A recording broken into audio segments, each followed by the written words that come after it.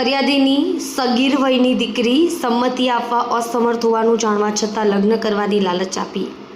ફરિયાદીના કાયદેસરના પાલીપડામાંથી અપહરણ કરી લઈ જનાર આરોપીને સુરેન્દ્રનગર ખાતેથી પકડી પાડતી સર્વેલન્સ ટીમ। સુરત શહેર પોલીસ કમિશનર અનુપમસિંહ ગહેલોત, ખાસ police commissioner Wabang Jamir sector 1, નાયબ police commissioner Bhagirath Gadhvi zone 2, નાયબ police commissioner Chirag Patel C ડિવિઝનનાઓએ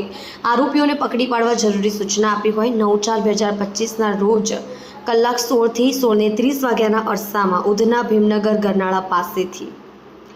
ફરિયાદીની સગીર વયની દીકરી ઉંમર 16 વર્ષ 10 મહિના અને 16 દિવસની જેને સારા નરસાનું ભાન ન હોય કોઈ અજાણ્યો ઇસમ ફરિયાદીના કાયદેસરના વાલીપણામાંથી લલચાવી ફોસલાવી અપહરણ કરી લઈ ગયો હોવાની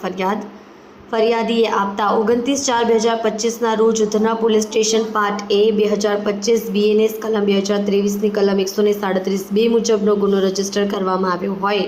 જે અનુસંધાને ઉધના પોલીસ સ્ટેશનના police inspector SN Desai, police inspector VV ગોહિલના માર્ગદર્શન હેઠળ તથા surveillance police sub inspector MK ઈશરાણીના નેતૃત્વમાં આસિસ્ટન્ટ હેડ કોન્સ્ટેબલ સન્મુખભાઈ રણછોડભાઈ, આસિસ્ટન્ટ પોલીસ કોન્સ્ટેબલ બિનુકુમાર મન્નુભાઈ નાઓનું સદર ગુનાની તપાસ દરમિયાન ટેકનિકલ સર્વેલન્સને આધારે ભોગ બનનાર તથા આરોપી રૂપેશભાઈ કલાભાઈ